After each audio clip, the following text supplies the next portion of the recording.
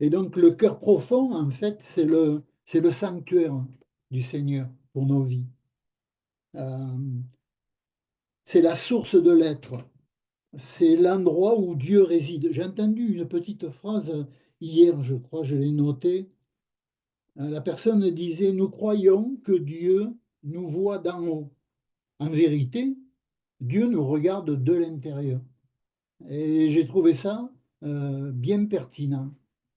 Si on est conscient que Dieu nous regarde et est avec nous en communion de l'intérieur et non pas un être supérieur, un grand-papa au ciel qui nous regarderait de l'extérieur, alors là, on a une parfaite conversation avec lui, une parfaite communion avec lui. Et puis savoir aussi, avant d'entrer dans le détail, que la parole de Dieu a toujours pour mission de rallumer en nous la foi. Euh, la foi, mais non seulement la foi, l'espérance et l'amour. Vous voyez, ces vertus cardinales qu'on appelle. Et recevoir en fait aussi par la parole la force intérieure, le courage dans la difficulté, dans l'épreuve, de la lumière aussi au sein de nos nuits. Vous savez, on traverse des moments difficiles à vivre, à expérimenter avec le Seigneur. Mais dans ces moments-là, quand nous sommes attachés à la parole de Dieu et conscients qu'il habite nos cœurs, dans le sanctuaire de nos cœurs, alors c'est beaucoup plus facile à passer, parce que la paix de Dieu demeure au fond de nos cœurs. Et puis là, il y a deux choses que j'aimerais amener très simplement. C'est étudier la parole de Dieu peut s'apparenter à faire un bon repas spirituel.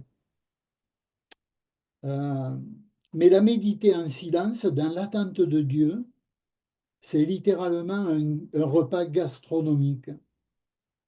Quand on est dans un restaurant gastronomique, on a toujours l'impression qu'on ne va rien manger, parce que c'est toujours de petites portions. C'est jamais, c'est jamais de gros plats qui arrivent sur la table. C'est des petites portions, mais alors, au niveau du goût et des papilles de la langue, c'est quelque chose, quoi. Donc, on n'est pas déçu quand on est dans ces restaurants-là. Donc, ce que nous lisons ou écoutons de la parole de Dieu peut se décrire comme suit, oui. Mettre en bouche, mâcher, avaler et quelque chose qui n'est pas très humain en fait, ruminer.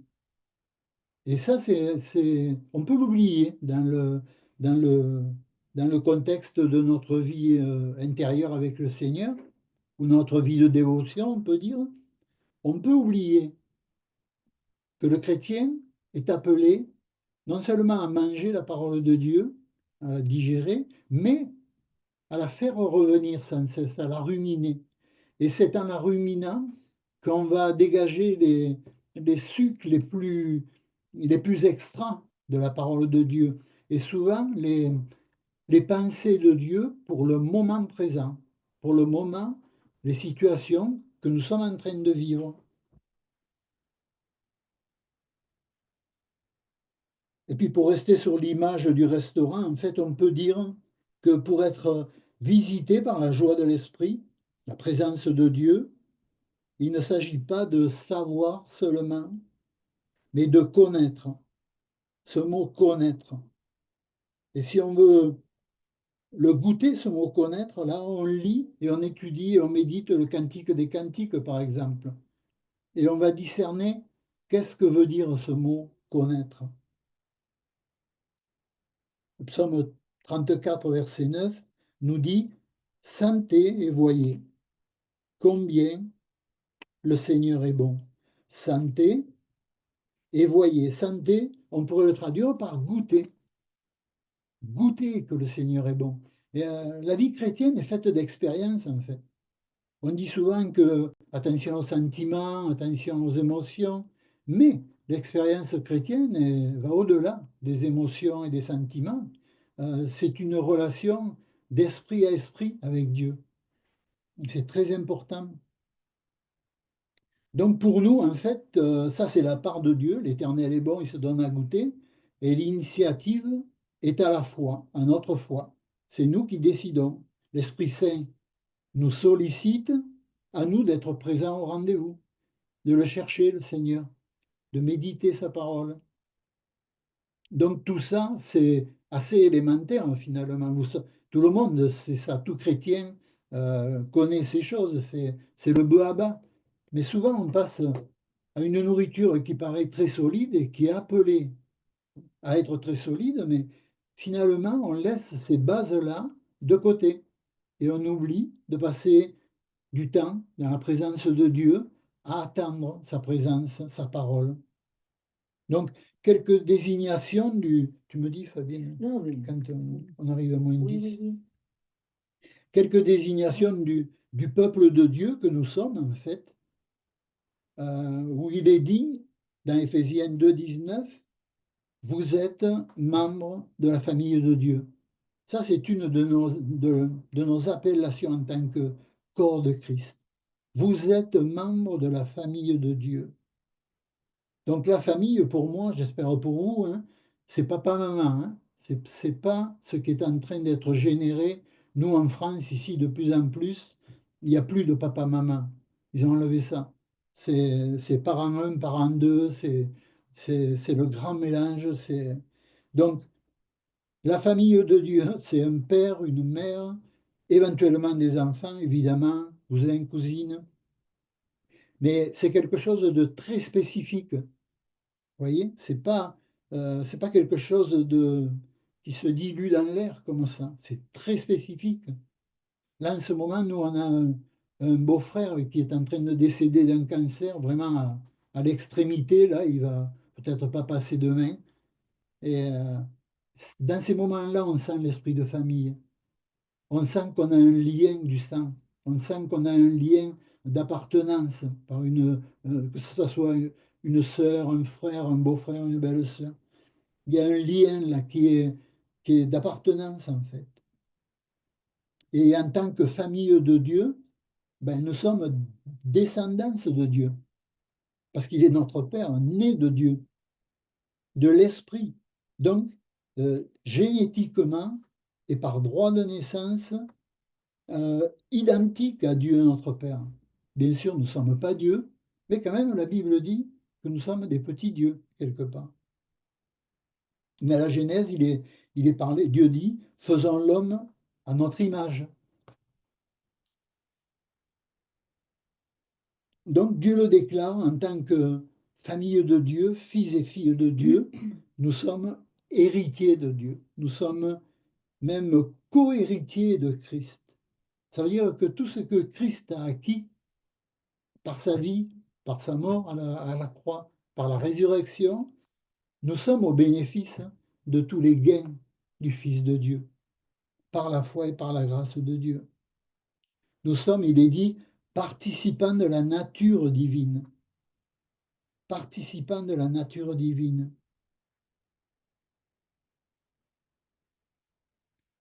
Et puis, fils de la grâce aussi, en tant que famille de Dieu, fils et filles de la grâce, en vertu du sacrifice de Christ et du fait que Dieu est amour. Et en écrivant cette simple phrase, j'ai été touché dans mon cœur à nouveau par cette belle histoire du fils prodigue. Vous savez, le fils qui a réclamé tout son héritage, il est parti, il a fait sa vie, comme certains d'entre nous en fait. Il a fait sa vie sans Dieu, il a tout dépensé, et au bout du rouleau, il dit, ah, je vais aller chez mon père, il y a toujours du boulot, et il me donnera au moins un petit boulot à faire. Et quand il revient, il aperçoit son père sur le haut de la colline, j'aime à me l'imaginer comme ça, et son père qui a vieilli, qui a la vue très affectée, et il approche, il s'attend à des réprimandes, peut-être à un rejet, mais son père l'accueille. Et il est dit que son père l'enlace. Et dans le grec, il est dit qu'il le couvrit de baisers. Il le couvrit de baisers. Imaginez. il est crasseux, il doit sentir mauvais, il a travaillé avec les cochons pendant longtemps, il a fait de la route, il pue, il est. S'il y a quelqu'un à rejeter, c'est bien celui-là. Mais en fait, il a été fils un jour, il est fils toujours. Et j'adore cette phrase. J'adore cette phrase. Il a été fils un jour, il est fils toujours. C'est l'appartenance, on a les gènes de Dieu en nous. On est né de nouveau, on est né de l'Esprit de Dieu. Donc, si Jésus a mis cette portion de sa réflexion à cause de l'amour de Dieu dans la parole de Dieu, c'est pour vraiment nous bénir, nous faire réaliser que la grâce de Dieu est infinie, comme on l'a entendu chanter tout à l'heure. Puis une autre expression qui désigne, si nous sommes nés de nouveau, évidemment, qui désigne le corps de Christ, c'est le peuple de Dieu. Dans 1 Pierre 2,10, il est dit maintenant, vous êtes le peuple de Dieu. Et ça m'a rappelé aussi le fait qu'en tant que peuple de Dieu, on est aussi son pâturage. Sa parole nous parle souvent du berger et de son troupeau. Donc on peut lire à cet effet, vous connaissez ces passages, le psaume 23, le psaume 95 au verset 7 aussi. Nous sommes de son pâturage, avec tout ce que ça implique en fait. Puis il y a l'expression, vous êtes le temple de Dieu. Vous voyez, vous connaissez toutes ces choses.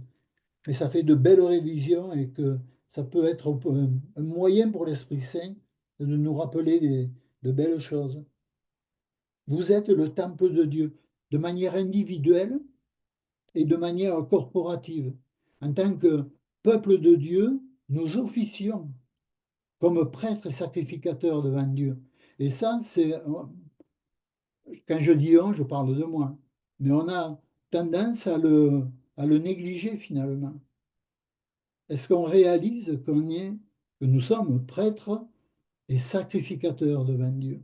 Puis là, si on prenait beaucoup de temps, on pourrait aller voir dans Exode 25 ce qui concerne le tabernacle et tout le travail, tout l'office des prêtres dans ce lieu que Dieu avait ordonné pour son adoration et pour les sacrifices. Et pour finir, il est dit aussi qu'en tant que corps de Christ, nous sommes la maison de Dieu. Dans Hébreux 3, au verset 6.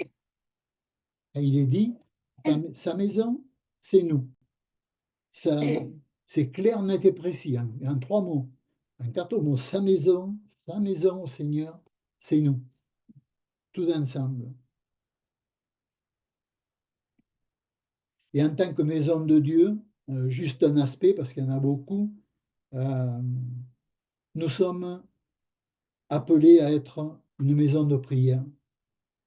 Une maison de prière. La maison de Dieu, nous sommes la maison de Dieu. Et il est dit dans Ésaïe 56, 7 notamment, ma maison sera appelée une maison de prière pour tous les peuples. Pour tous les peuples. En ce qui concerne la prière, et je finirai là-dessus, d'abord la solitude. Vous savez, on a l'habitude à la prière de discuter et on parle. Et on parle et on tchatche et on a des tas de choses à demander à Dieu. Mais la première des choses, quand on prend un temps de prière, la solitude, s'isoler. Hein, il est dit dans les évangiles. Quand tu veux prier, ouvre la porte, entre dans ta chambre, ferme la porte derrière toi pour ne pas être dérangé et prie ton Père qui est là, dans le secret, dans ton sanctuaire, dans le cœur, qui est là dans le secret. Et ton Père ne te laissera pas sans réponse. Il va te parler. Alors d'abord la solitude tête à tête avec Dieu, ça c'est nous sommes une maison de prière de manière individuelle. La quiétude aussi. Qu'est-ce que la quiétude dans la prière? C'est s'installer dans la grâce, dans les bras du Père. Et ça, c'est à mettre en pratique aussi. On a parfois du mal à se mettre devant Dieu sans rien dire et s'installer dans la grâce, réaliser qu'est-ce que veut dire la grâce? Gratuité. Gratuité. J'ai un ami qui il me dit, je dis plus la grâce, je dis gratuité. Tout est gratuit par le Seigneur Jésus-Christ, évidemment. Donc s'installer dans la grâce, s'installer dans les bras du Père. Pas facile, hein? Moi, je sais, pour moi, j'ai tendance à souvent me culpabiliser. Ah, j'ai pas assez fait ou j'ai trop fait. J'ai dit ou j'ai pas assez dit. S'installer dans les bras du Père. Le Seigneur nous accueille. Il a tout fait, il a tout accompli pour avoir pour pouvoir nous accueillir sans cesse quand on vient à lui. Le repos, l'approbation de la grâce. Entrer dans le repos de Dieu, c'est l'approbation de la grâce. Je suis approuvé dans le bien-aimé. Et puis au lieu du mot prière, moi j'utilise beaucoup maintenant le mot oraison, parce que c'est plus large, pour désigner la dévotion personnelle devant Dieu. L'oraison, c'est s'arrêter pour prendre conscience de celui qui est vie de notre vie, souffle de notre souffle. Vous voyez, je parlais de ce beau-frère qui est en train de décéder, là, qui demain sera peut-être plus là. Il a encore un peu de souffle. Demain, à un moment donné, c'est fini. Le souffle s'arrête. On doit réaliser que nos vies sont placées sous la souveraineté de Dieu. C'est lui qui décide de toutes choses. Voilà, j'en ai terminé. Je veux simplement prier, si vous voulez bien. Seigneur, on te demande que ces simples paroles puissent résonner dans nos cœurs, nous bénir, parce qu'on a besoin d'être bénis par toi. On a besoin de toucher à cette nourriture céleste par le Saint-Esprit. On a besoin de réaliser que Jésus a tant fait pour nous et continue de faire pour nous. Merci pour ce temps ensemble. Nous prions dans le nom de Jésus, Père. Amen. Amen. Amen. Adieu. Juste un petit mot avant de passer la parole à Pasteur Philippe. Pendant que Pasteur Michel parlait, ça me faisait penser. Hier, j'ai vu un petit vidéo. C'est quelqu'un qui a un troupeau de moutons. Puis là, il était 4 ou 5 personnes, puis il s'amusait à appeler les moutons. Puis les moutons ne venaient pas. Ils ne bougeaient pas pantoute. Puis là, le berger les a appelés. Ils se sont emmenés tout de suite.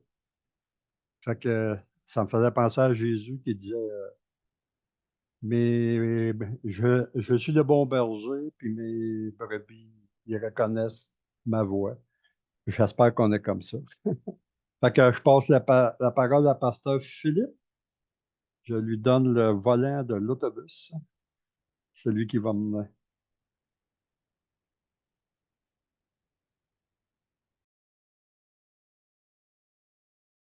Oh, on t'entend pas.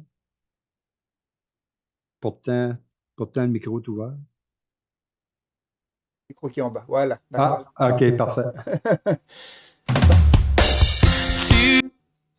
Pasteur Michel nous a bénis par ce temps.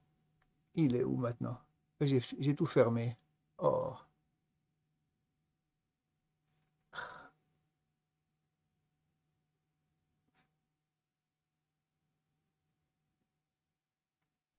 Clique affiché, puis galerie, Ah, on va voir tout. là, je sais pas. D'accord. En haut à droite, Voilà, c'est affiché. bon. Voilà, là, c'est reparti. C'est reparti, c'est bizarre. Vous m'entendez maintenant? Oui. Oui, J'ai pensé que j'avais fermé le Zoom, du coup, j'étais en panique là.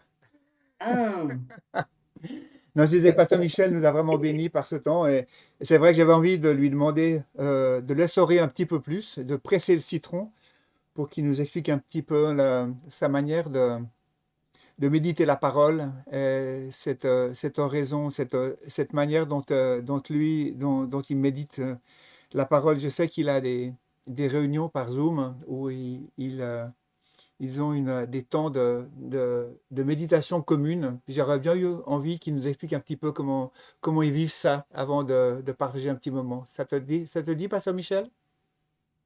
oui, pourquoi pas. Donc en fait, c'est un principe qui date bien longtemps, même du temps de Jésus, les Juifs la pratiquaient, ça s'appelle la Lectio Divina. Et les pères de l'Église l'ont repris, ce principe-là, pour méditer la parole, et jusqu'à nos jours, en fait. Dans beaucoup de milieux, elle est pratiquée. Et je m'aperçois que c'est, même chez les évangéliques, ça c'est pratiqué pas mal. Donc ça consiste simplement à prendre de courts passages de l'Écriture, quelques versets, une dizaine de versets maximum, et se placer devant le Seigneur en prière. Et donc lire ces passages, ce court passage, le lire une fois, deux fois, puis demander au Seigneur, Saint-Esprit, fais, s'il te plaît, euh, mets-moi sur le cœur ce que tu veux me dire exactement au travers de ces passages. Et donc, c'est rarement une explication intellectuelle, mais c'est toujours quelque chose d'assez personnel, de profond pour nous, qui va nous faire, comme je le disais, goûter un peu plus la présence de Dieu. Et c'est une recherche de la présence de Dieu, c'est un des aspects de la vie chrétienne, en fait. Nous sommes des chercheurs. Nous devons être des chercheurs, des creuseurs, des mineurs, pour employer d'autres images. Il nous faut forer la parole de Dieu, la forer, le forage. Et à un moment donné, quand on fore le sol, l'eau jaillit. C'est pareil pour le pétrole, mais c'est moins joli comme image. Donc, c'est ça, forer, chercher. Euh, Même dans tout au long de nos journées, quand on est dans cet esprit de lectio divina, de lecture priée de l'écriture, on dirait qu'on a plus de facilité à goûter tout ce que Dieu nous offre, que ce soit dans la création, si on est dans la campagne ou dans la forêt ou autre, que ce soit même en ville des fois. Par exemple, là, on est arrivé dans un rond-point il n'y a pas longtemps. On a beaucoup de ronds-points sur nos routes en France, aux intersections. Et il y a une dame, une statue de bronze, avec un enfant, je crois, dans les bras. Et elle a le bras levé comme ça, avec l'index vers le ciel. Mais de suite, ça m'a fait penser à un seul chemin Jésus, par exemple. Vous voyez, c'est des petits exemples, c'est banal, mais tout au long de la journée, on goûte la présence et la grâce de Dieu au travers des choses élémentaires de la vie, finalement. Mais pourquoi? Parce que on a appris à faire silence devant Dieu. Et ça, c'est assez difficile. Ça prend du temps souvent. Parce qu'on a la folle du logis qu'on appelle. Il y a un père de l'Église qui appelle les pensées qui nous viennent. Vous savez, vous vous mettez à prier et si vous gardez un peu le silence pour réaliser, prendre conscience de la présence de Dieu, vous allez vous apercevoir que vous pensez à tiens, j'ai pas arrêté l'eau dans le jardin. Oh là là, il faut que je change mes pneus la semaine prochaine. Le contrôle arrive, etc., etc. Il faut faire les courses. Ou alors des pensées plus méchantes que ça, des pensées tordues des fois. Et pourtant, on s'est mis en prière. Donc, ça s'appelle la folle du logis. C'est la mémoire qui fonctionne sans cesse et qui, avec l'aide de l'ennemi de nos âmes, souvent, veut arrêter cette recherche du Seigneur, ce temps paisible, recueilli dans la présence de Dieu. Et ensuite, on se rassemble une fois par semaine, on est une dizaine de frères et sœurs, et chacun, d'abord on lit le texte, on a un moment de prière tranquille, silencieuse, et puis chacun va partager en quelques minutes, 4 5 minutes, la portion que le Seigneur a mis sur son cœur. Et je trouve ça fantastique. Je remercie Dieu vraiment très très souvent pour ce moyen, parce que ça permet au travers du corps de Christ, de, de, de vivre la contemplation d'un diamant en fait. Vous voyez, un diamant a plusieurs facettes et selon comment il est par rapport au soleil, à la lumière, il va donner différentes couleurs. Ben, c'est exactement ce qui se passe dans nos temps. Et ce qui est merveilleux, et je finis là-dessus, je prends du temps, Mais ce qui est merveilleux, oui, ce qui est merveilleux, c'est que ça fait une dizaine d'années qu'on pratique ça toutes les semaines et on n'a jamais eu, jamais, un seul moment où il y a, vous savez, ces espèces de frictions par rapport à la doctrine, par rapport à la façon de voir les choses dans le Seigneur ou autre. On n'a jamais eu un seul moment où l'unité de l'esprit, l'onction de l'esprit était brisée par la désunion, ou par la division par rapport à telle ou telle chose. Et ça, c'est vraiment quelque chose de merveilleux. Parce que, c'est de oui. plusieurs dénominations aussi. Il y a pas Oui, que, en plus, il y a plusieurs il y a- dénominations. Oui, il y a des catholiques, il y a Darby. beaucoup d'évangéliques, évidemment, majorité, réformés, darbistes et frères. Euh, et tout se passe à merveille. Donc c'est glorieux. C'est le miracle de la parole de Dieu quand elle est cherchée avec un cœur brisé finalement. Vous savez, on a un cœur brisé devant le Seigneur et on a les mains tendues. Voilà. Et on attend tout de lui et des autres. Voilà, en gros, ce qui se passe dans nos réunions. Donc, Ça m'intéressait personnellement d'avoir un petit peu ton témoignage sur ces temps que vous passez. Et puis, d'accord. c'est vrai que on a à apprendre des gens comme vous, comme toi, qui ont un long parcours dans le Seigneur, qui ont fait le tour surtout de pas mal de techniques ou de trucs qu'on pourrait vouloir utiliser, mais en fait, avec le Seigneur, c'est pas des trucs, c'est une relation. Une relation, Exact. et puis on s'épure avec le temps, il y a beaucoup de choses, on élague, et puis on arrive à se centrer sur, sur vraiment ce qui nourrit notre âme et ce qui nous rapproche de son cœur. Puis au bout du compte ce qu'on veut être, c'est être prêt pour le jour de Christ. Euh, comme Paul, on a la pleine conviction qu'il travaille pour qu'on soit prêt, que l'œuvre qu'il a commencé soit parfaite pour le jour de Christ. Et c'est ce qu'il est en train de faire dans nos vies. Ça, c'est vraiment le résultat d'une vie de relation qui nous amène à être de plus en plus prêt pour le jour de notre rencontre, que ce soit au moment de l'enlèvement ou que ce soit par notre décès. Il y a un travail qui se fait en nous de purification. Et puis c'est pour ça que je me suis permis de presser un peu le citron pour pouvoir profiter de votre expérience dans le Seigneur, puis nous encourager à aussi approfondir nos vies autour des vérités centrales que tu as partagées tout à l'heure.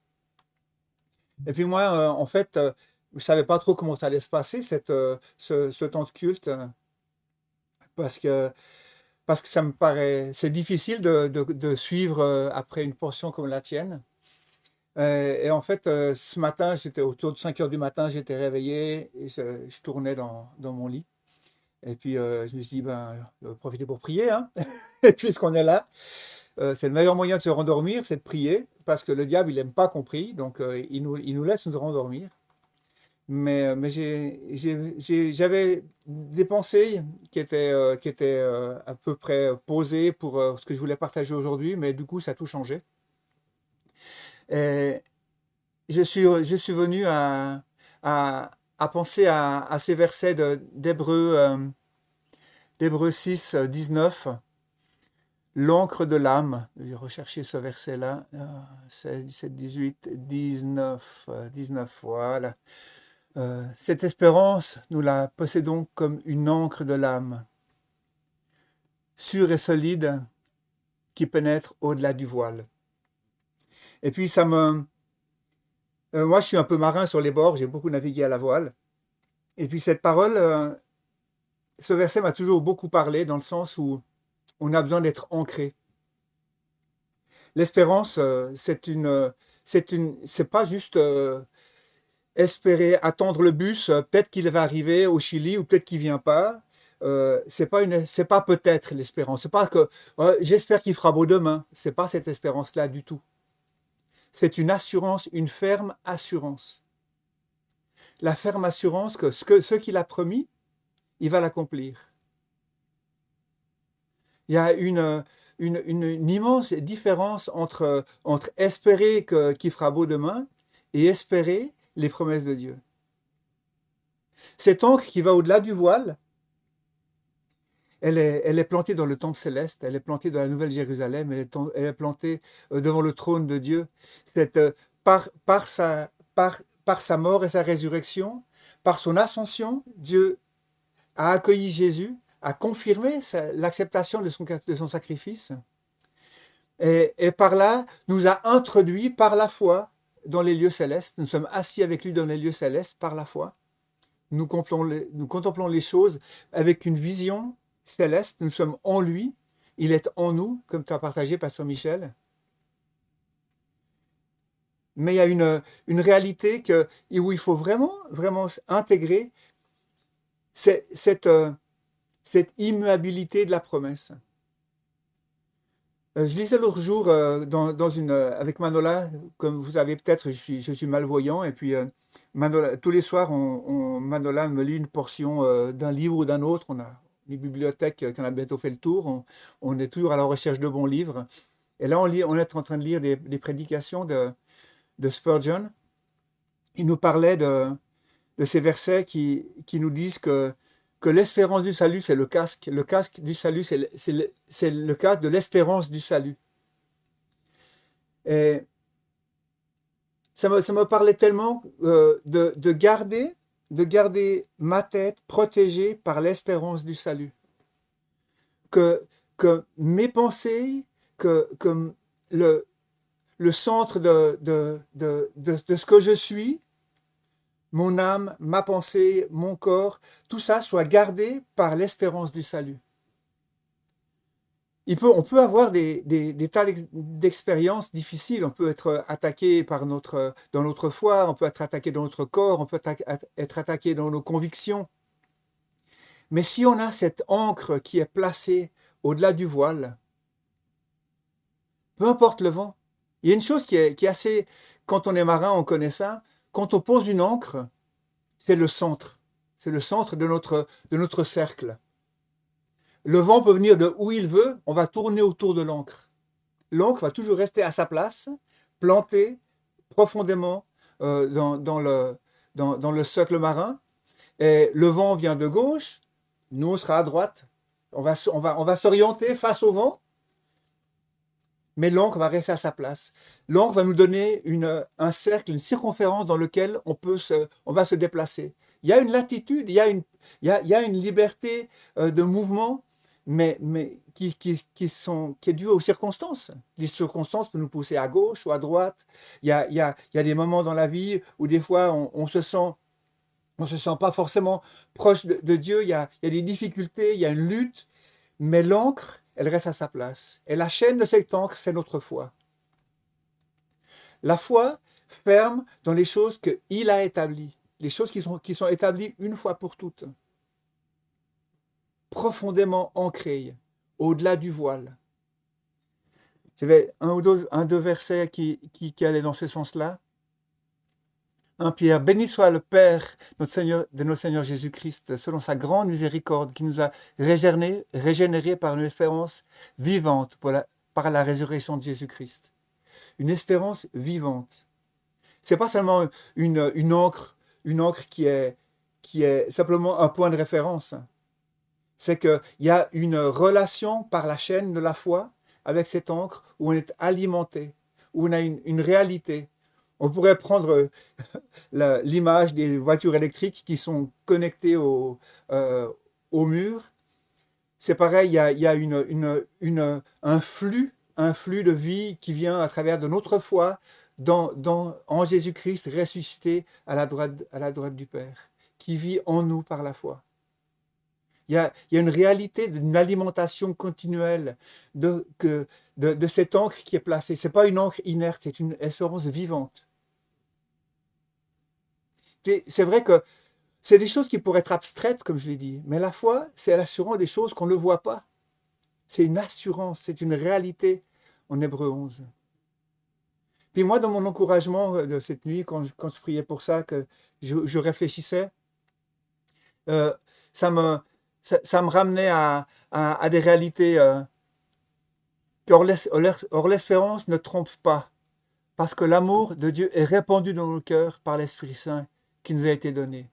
Cette espérance, elle ne trompe pas. Et dans nos attaques, enfin, je ne sais pas pour vous, mais moi, souvent, les attaques que je pourrais avoir, c'est de l'incrédulité dans les promesses de Dieu, en fait.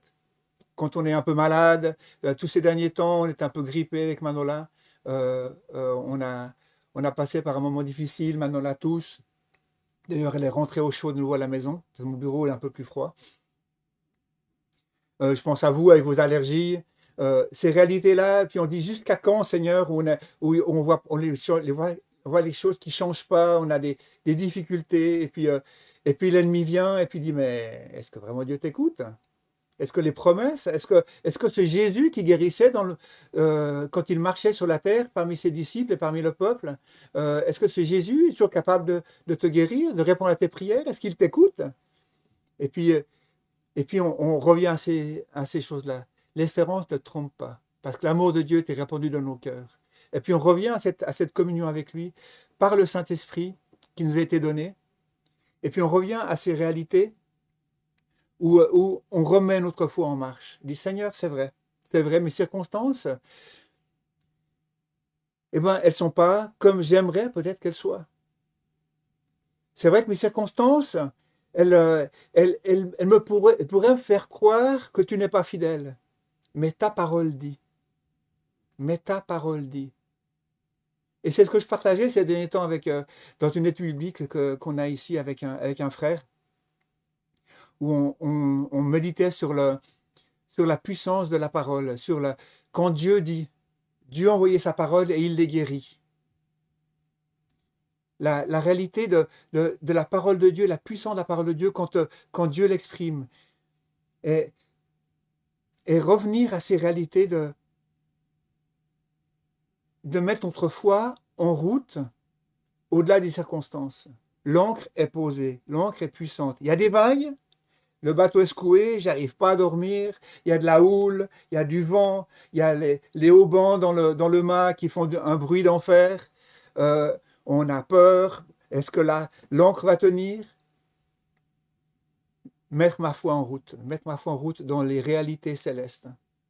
Cette ancre qui est plantée au-delà du voile, d'une manière inamovible. C'est une œuvre qui est accomplie. C'est ce qui a changé nos vies, l'œuvre accomplie. C'est ce tétélestai de la croix. Tout est accompli. Il n'y a rien à rajouter. C'est pas parce que j'ai lu plus de versets ce matin que Dieu va m'aimer plus. C'est pas parce que j'ai fait un temps de prière plus court que Dieu, et du coup, il va me laisser dans des circonstances horribles aujourd'hui parce que j'ai pas assez prié. Non, toutes ces choses ont été acquises à la croix. Nous sommes aimés dans le bien-aimé, nous sommes aimés en Christ, nous sommes reçus, approuvés, adoptés, régénérés. Il y a une réalité de la relation avec Christ inébranlable que j'aimerais planter. J'aimerais que cette encre soit pour vous plantée profondément dans vos pensées, comme étant une chose que Dieu a établie pour vos vies, pour ma vie, pour la vie de mon épouse. Pour que dans les moments difficiles, dans les moments où on pourrait être secoué, on puisse vraiment avoir cette image. Mais on est rattaché à cette encre. Et puis ça, je vais terminer avec ça. C'est que c'est pas que des fois on laisse la chaîne tomber au fond, puis on va faire un petit tour. Et puis après on revient pour reprendre la chaîne. Non, c'est une réalité qui est posée, qui est établie dans nos vies. Et puis c'est vrai que j'ai parlé d'Hébreux 11 tout à l'heure, mais quand on parle d'Hébreux 12, où ce chapitre commence par entouré d'une si grande quantité de témoins, tournons les yeux vers Christ et courons dans l'appel qui nous a été donné. Il y a un encouragement avec tous les témoins d'Hébreux 11 et qui est aussi l'Église, le corps de Christ dont nous a parlé Pasteur Michel.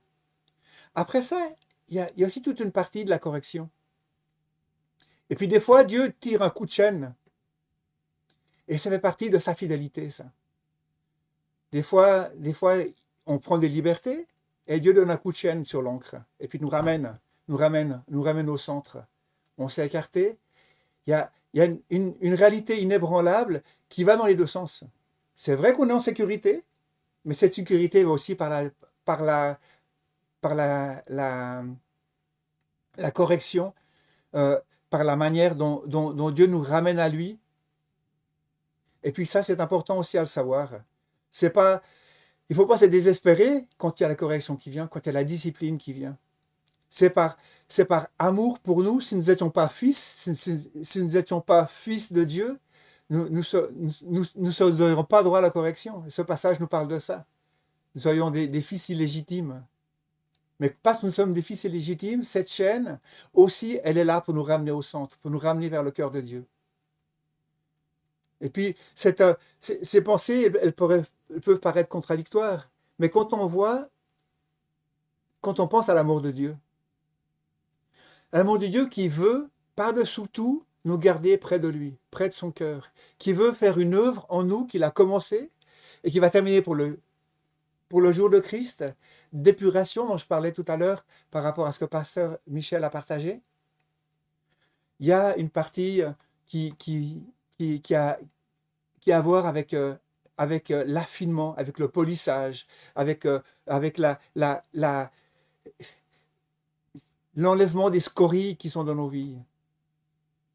Pierre nous parle de ça, de notre foi qui est passée par le feu pour être purifiée. Et c'est nécessaire que pour un peu de temps, nous soyons des fois passés par l'épreuve pour être purifiés. Et c'est fait partie de ces coups de chaîne que Dieu nous donne pour nous dire, mais laisse ça. Laisse ces choses qui ne t'édifient pas. Laisse ces choses qui salissent ton âme. Sois avec moi pour qu'on puisse éliminer ces pensées qui sont tordues de ton cœur, pour que je puisse amener à une délivrance de ces mauvaises habitudes. Je ne sais quoi, vous connaissez vos propres vies, vous connaissez les propres coups de chaîne que vous peut-être recevez dans la prière. Mais ça fait partie de l'amour de Dieu, ça. Ça fait partie de l'amour de Dieu qui veut nous amener à être prêts pour le rencontrer. Ça fait penser à un ami qui était dans l'église où j'ai connu Manola quand on était encore à Genève, les églises libres de Genève, qui était atteint du sida, un gars qui venait de l'homosexualité. Et puis, il s'est marié avec une jeune femme de l'église. Mais son sida, il était en récession pendant pas mal d'années, mais il a rechuté dans l'homosexualité, il est retombé dans une infection du sida. Et puis, il était vraiment, vraiment au bout du rouleau, ce gars. Et un jour, il décide de prendre la voiture de sa femme. Il ne pouvait plus conduire normalement, il était vraiment pas bien. Et puis de partir sur l'autoroute, total, il perd conscience, il casse la voiture. La voiture démolie complètement. Et le gars, indemne. Tout le monde était, mais c'est pas possible. Seigneur, c'est pas possible. Ce gars qui était au bout de sa vie, indemne. Rien du tout. Il rentre à la maison et 15 jours après, il est mort du sida. Puis nous, on réfléchissait, mais qu'est-ce que c'est que cette histoire, Seigneur? Pourquoi tu ne l'as pas pris dans cet accident de voiture et puis c'était fini, plutôt que de l'avoir cette agonie, ces derniers jours qui étaient vraiment difficiles? Une autre conclusion, c'est simplement le travail n'était pas fini. Il y avait encore des choses que Dieu voulait poser dans sa vie pour l'amener au niveau, je dirais pas la perfection, parce que la sanctification ultime, elle se fait au moment où on quitte ce corps de mort dont nous parle Paul en Romains 7, où on est délivré. Qui me délivrera de ce corps de mort? Mais il y avait encore des choses à faire dans sa vie, dans ces derniers jours, dans cette presque résurrection depuis cet accident de voiture, où il a eu une quinzaine de jours de réalisation de l'amour de Dieu pour lui, des choses qui ont été placées intimement au fond de son cœur pour être prêt pour la rencontre avec le Seigneur. Et ce travail de correction et de perfectionnement, il est vraiment important. Mais tout ça dans le cadre, dans le cercle de liberté que nous donne la chaîne que Dieu nous donne autour de l'encre de la croix. Cette distance que Dieu nous donne, cette capacité, la longueur de cette chaîne de notre foi. Il y a des gens qui ont une foi qui peut leur permettre d'aller des fois dans des endroits où d'autres n'iraient pas. Les nouveaux convertis doivent avoir une chaîne super courte parce qu'il faut qu'ils restent près de Dieu, parce qu'ils sont vraiment encore fragiles, parce qu'il y a des mauvaises habitudes, il y a des épurations encore très grandes. Puis des fois, il y a des missionnaires qui peuvent se permettre d'aller dans des endroits incroyables, être attaqués dans des endroits qui sont vraiment, vraiment pas sains spirituellement, au milieu du vaudou ou je sais pas quoi. Et ils ont une capacité d'avoir une chaîne de foi qui est puissamment ancrée et qui leur permet de vivre des choses difficiles tout en étant fermement attachés à Christ et puis d'affronter des choses qui ne sont pas simples. Et d'autres qui ont une chaîne qui est plus courte, mais on n'est pas mesuré à la longueur de notre chaîne, on est mesuré à la qualité de l'encre qui est posée dans le fond marin, au-delà du voile.